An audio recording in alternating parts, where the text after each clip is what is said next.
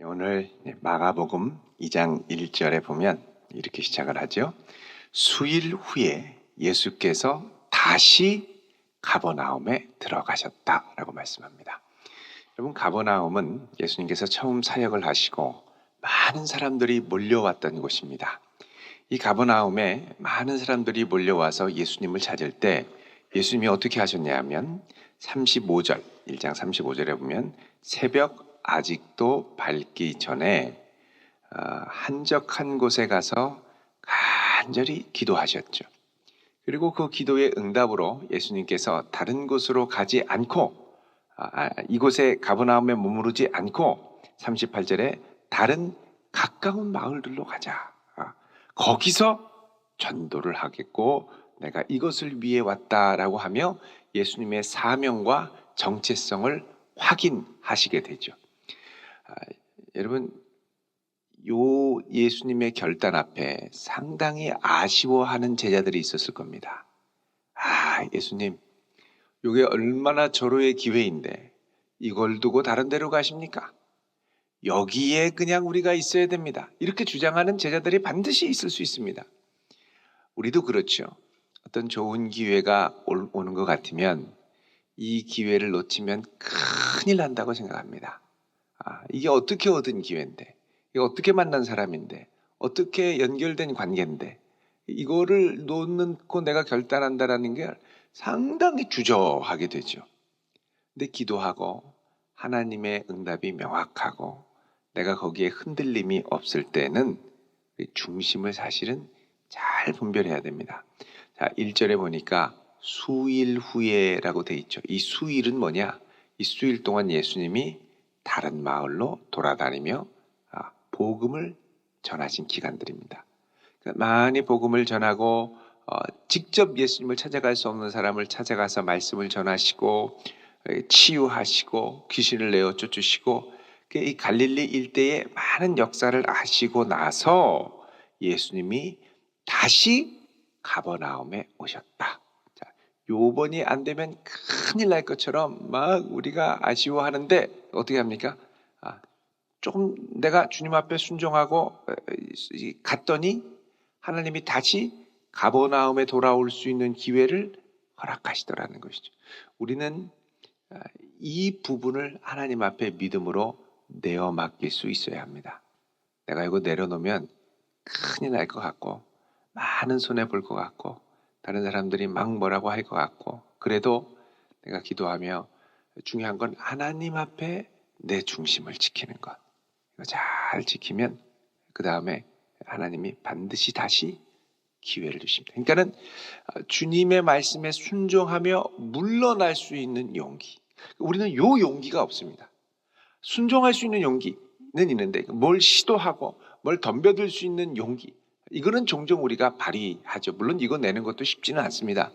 근데 내가 이렇게 가다가 이렇게 놓고 주님이 말씀하셔서 기꺼이 내 노력과 애를 써가지고 이렇게 마련했던 것 같은 기반 이렇게 놓고 돌아갈 수 있는, 다른 곳에서 다시 개척하고 다시 시작할 수 있는 용기.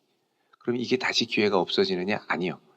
이게 다시 돌아서 하나님이 다시 이곳에 와서 내가 아쉬워했던 것들에 대해서 하나님의 뜻을 확인할 수 있게 해주신다는 것이죠. 자, 예수님이 다시 오시니까 집에 예수님이 계시다는 소문이 이제 주변에 많이 들립니다. 그러니까 2절에 많은 사람들이 모여서 문 앞까지도 들어설 자리가 없게 됐다 그러죠. 자, 여기 다시 집에 계시다. 이 아무래도 이곳이 베드로의 장모의 집일 가능성이 큽니다. 자, 베드로 장모가 열병해서 예수님의 치유를 받고 예수님을 좀 섬겼었죠. 좀 섬기려고 했는데 예수님이 바로 다음 날 다른 곳으로 가셨죠. 아쉬웠을 수 있습니다. 근데 다시 오시니까 이제는 지극정성으로 예수님을 섬겼고, 근데 예수님을 지극정성으로 섬겼는데 여러분, 이 가버나움 회당에서 이 베드로 장모의 집이 멀지 않습니다. 그 당시에 집터가 지금도 가버나움에 가면 있는데 이게 뭐 한 100m 정도도 채 되지 않습니다. 이렇게 멀지 않아요. 옛날 동네죠, 동네.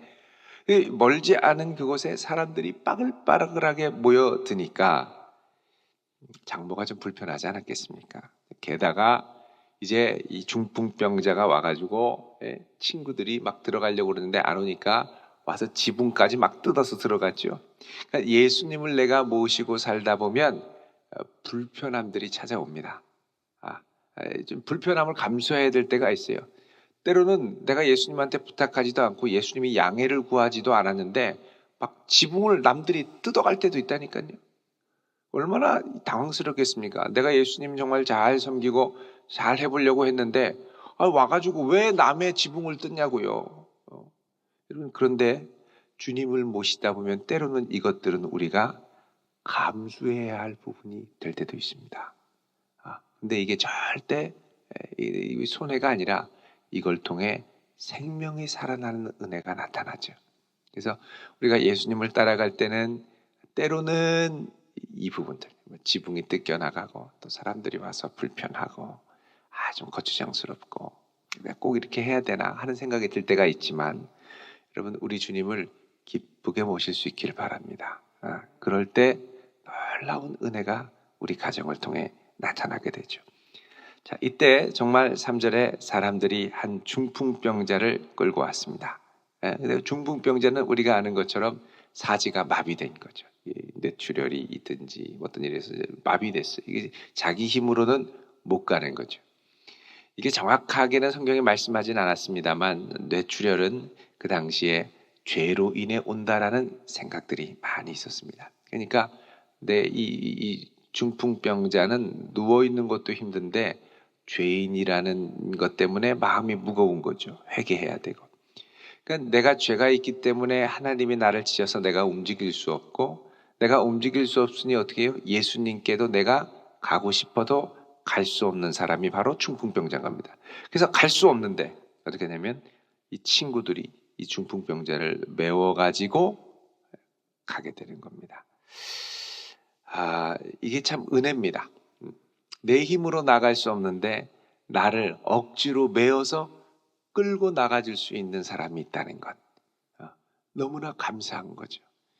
여러분, 우리가 누군가에게 이런 친구가 되어줄 수 있기를 바랍니다. 가자고 해도 지각이 마비되고 생각이 마비되고 마음이 굳어져서 주님 앞에 감히 나오려고 하는 사람이 이제 많지 않습니다. 딱딱하게 굳어서 가면은 좋긴 할 텐데 이런 생각만 갖고 있죠. 메워가지고 가는 거예요. 근데 또 메워가지고 가면 이렇게 한 번에 갈 때 가기가 쉽지가 않습니다. 여러분, 전도할 때 보면 얼마나 반응이 방해가 많습니다. 이번 주에 꼭 온다고 하는데 꼭 온다고 하는 그 주에 뭐가 터져요. 꼭 온다고 하는 그날 뭐가 있다. 갑자기 친척이 찾아왔다. 뭐 여러 가지 일들이 꼭 데리고 가려고 약속 딱 다 잡아놓으면 그런 일들이 신기하게 찾아오죠. 근데 여러분, 그때 그래, 그리고서는 포기할 게 아닙니다. 여기 보면은 이 네 사람이 예수님께 갈 수가 없으니까 어떻게 하냐면 지붕을 올라가서 지붕을 뜯어서 구멍을 내죠. 그 당시에 지붕은 지프로, 흙으로 이렇게 좀 엮어서 이렇게 해놓은 집들이 많았습니다. 그리고 팔레스타인은 이 우기 때 조금 비가 오는 거를 제외하고는 건기 때는 비가 안 오거든요. 자, 이렇게 덮었죠. 그거를 뜯어냈죠. 뜯어내서 내린 겁니다. 여러분, 이 지붕을 뜯는데 양해를 구할 리가 없습니다. 어떻게든 데리고 가야 된다라는 절박함이 앞서니까 뜯어내린 거죠. 여러분, 그 절박함이 앞섰다는 건 다른 말로 하면 예수님께만 데려가면 문제가 해결될 수 있다. 여러분, 우리도 친구들을 전도할 때 어떤 절박한 마음이 있습니까? 너 예수님만 만나면 인생이 달라진다. 예수님만 만나면 된다.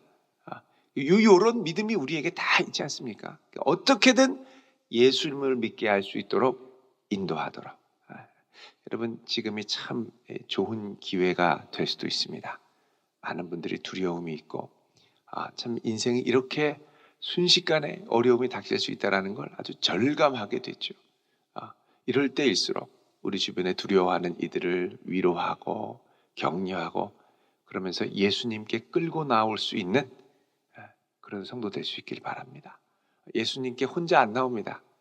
가면 좋긴 할 텐데 뭐 의지할 거 없나 속으로는 이러는데 끌고 나와야 돼. 근데 끌고 나오는데 꼭 방해가 있다니까요.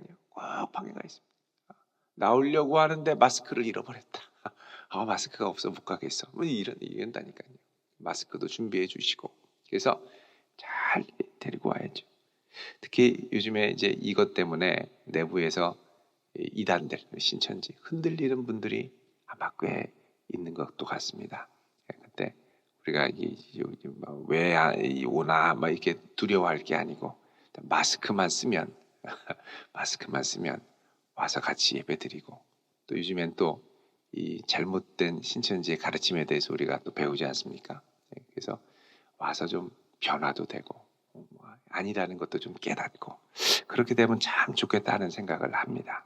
너무 차별하는 눈으로 막 이렇게 독사 눈으로 막 이렇게 째려보는 게 아니고, 우리는 우리 식구들을 다 아니까, 그래서 잘 품고 또 여기서 변화될 수 있도록 그렇게 되는 역사를 위해서도 우리가 함께 기도하면 좋겠습니다. 왜냐하면 요즘에 너무 막 이렇게 막 경계하다 보니까 이게 신천지가 아닌데도 처음 오면 신천지라는 생각으로 막 몰아내다 보니까 다른 교회에서 상처받는 분들도 좀 계시다는 이야기들이 있습니다. 그래서 우리가 이 부분을 하나님께 맡기며, 특히 여러분 이 중풍병자는 죄인이라는 의식, 그리고 정말 죄로 인하여 만약에 그의 몸이 마비가 되었다면 죄인의 특징은 뭐냐면 자기 힘으로 걸어 나갈 수 없는 게 특징입니다. 자기 힘으로 주님께 나갈 수 있는 걸 분별할 수 없는 게 죄인입니다. 분별하면 의인이게요. 자기 힘으로 걸어가죠. 근데 그럴 힘조차 없는 사람들이 참 많습니다. 그럴 때는 어떻게 하느냐? 우리가 같이 들고 가죠. 자, 이게 들고 가면 우리 예수님은 5절에 그들의 믿음을 보시고, 그러죠. 5절에 그들의 믿음. 예수님이 이 치유하려고 하는데 그들의 믿음을 봤다는 거예요. 이 그들은 누구냐? 친구들, 그리고 중풍병자. 끌고 가는데 마지못해 가더라도 그래도 간다니까 어쩔 수 없이 끌려가더라도 감사하다 이렇게 생각할 수 있겠죠. 중풍병자가. 또 이 끌고 오는 친구들, 이 친구들의 믿음도 훌륭합니다. 어떻게든 예수님 만나야 된다. 어떻게든 모든 장애물을 다 뚫습니다. 사람 많은 거 지붕으로 올라갔죠. 지붕 덮인 거 뚫었죠. 뚫으려면 또 내려야 되잖아요. 아이고 뚫렸네 하고 친구 병자들을 휙 집어 던지면 큰일 나지 않습니까? 그래서 또 조심스럽게 달아서 내리고, 아마 이게 달아 내릴 무슨 끈 같은 게 없었으면 아마 또 어디 가서 구해왔을 수도 있습니다. 잘 달아 내리고, 그러니까 여러 이 난관을 계속해서 극복하면서 어떻게든 주님께 갈 수 있도록 해주었던 이 친구들의 믿음. 자, 이 믿음을 향해서 예수님이 뭐라 그러냐면 작은 자야, 소자야 이런 말이죠. 내 죄사함을 받았느니라. 자, 예수님이 이 말씀하시는 것은 이 중풍병자에게 필요한 가장 중요한 게 죄사함의 은총이라는 것입니다. 물론 몸도 나아야죠. 근데 그 전에 마음이 나아야 되고 심령이 나아야 됩니다. 근데 이게 이 중풍병자의 이 중풍병을 일으키는 아주 근원적인 이유였던 것이죠. 이게 죄 때문에 그렇다면 이 중풍병자는 거의 자기 힘으로 제 발로 예수님께 나갈 수 있는 힘과 능력이 없었던 사람입니다. 근데 주님이 딱 보자마자 이 친구들과 이 중풍병자의 믿음을 보고 너의 죄사함을 받았느니라 그러죠. 이게 하나님만 하시는 일입니다. 죄사함은 하나님만 하시는 거예요.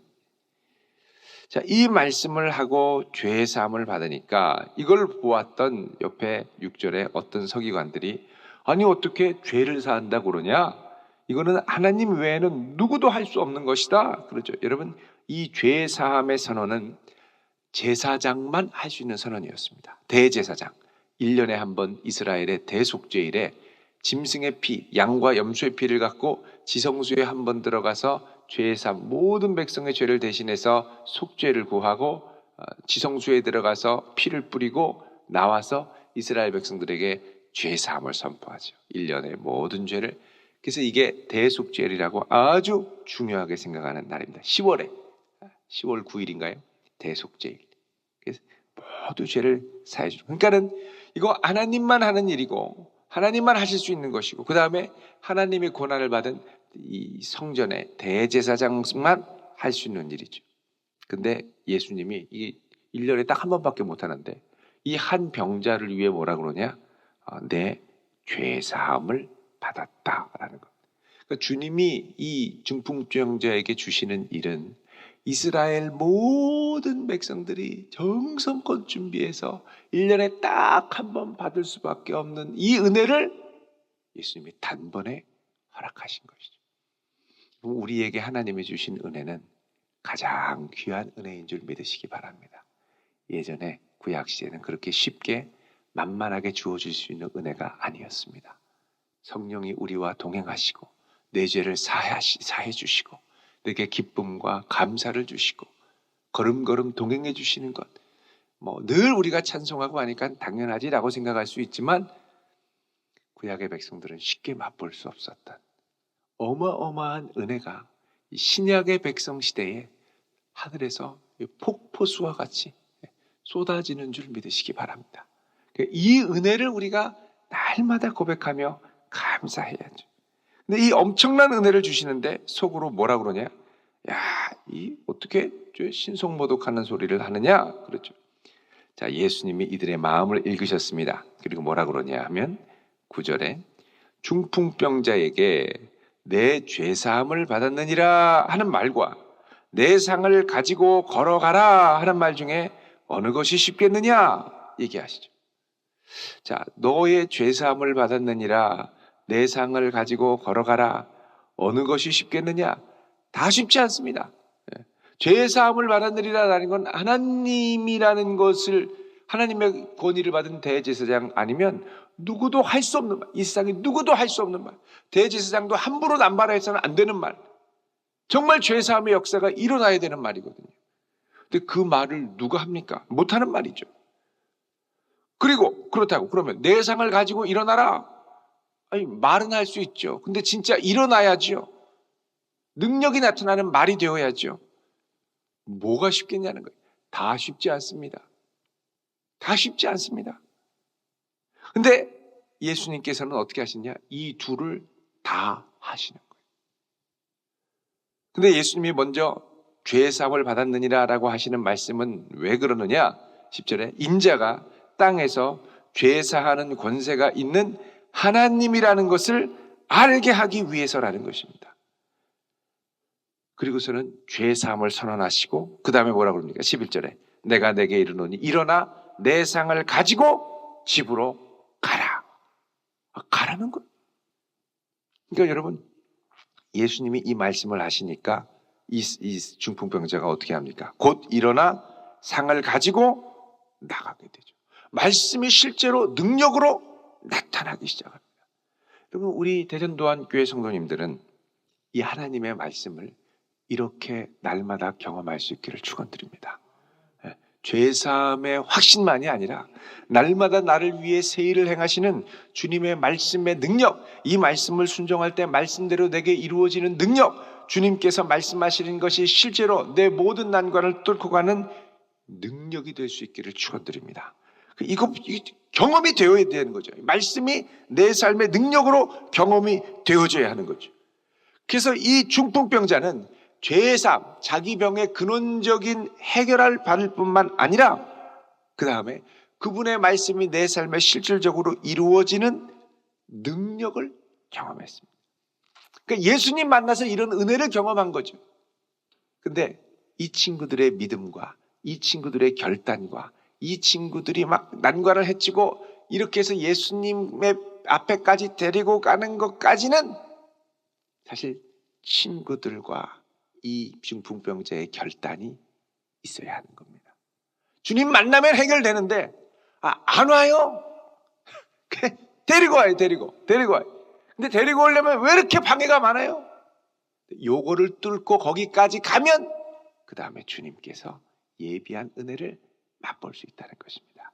예수 앞에 나오면 모든 죄 사함 받고 우리 주만 믿으면 구원받고 능력 얻고 여러분 얼마나 감사한지 모릅니다. 그런데 거기까지 가기 위해 우리를 이렇게 덜컥 맞게 하는 것. 그리고 이 주님을 만나려면 사실은 이 사람의 입장에서도 우리 주님 오신다는데 예수님 계신데 빨리 가자라고 생각하는데 예수님이 갑자기 다른 마을로 가버리시지 않았겠습니까? 그럼 중풍병자 메고 다른 마을까지 가기가 쉽지 않았겠죠. 근데 기다리고 때를 기다렸더니 주님이 다시 돌아오십니다. 여러분, 우리가 우리 인생의 때를 우리 마음대로 함부로 할 수 없습니다.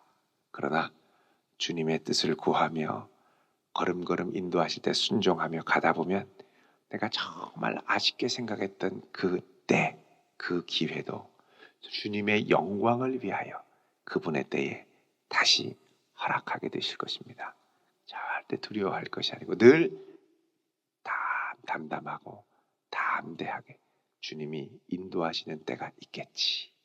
이런 결단을 갖고 주 앞에 나아갈 수 있는 복된 성도 되시기를 주의 이름으로 축원드립니다. 기도하겠습니다. 거룩하신 아버지 하나님, 이 한날을 주의 능력의 장중에 붙들어 주시고 인도하여 주시옵소서. 내가 포기하고 내가 아쉬워도 하나님 다시 허락하실 때가 있을 줄로 믿습니다. 주님, 그때까지 늘 주의 음성에 귀 기울이며 우리를 인도하시는 주님의 인도함에 따라 나아가게 하옵소서. 주님, 우리 주변에 예수님을 만나야 할 친구들이 있습니다. 주님만 만나면 확실히 변화가 될 텐데 너무나도 방해가 많고 다른 이들의 이 가로막는 장벽들이 있는 것을 압니다. 구하오니 주여, 우리에게 용기를 주시고 믿음을 주셔서 이들을 주 앞으로 인도할 수 있는 은혜를 허락하여 주시옵소서. 예수님의 이름으로 기도드리옵나이다. 아멘.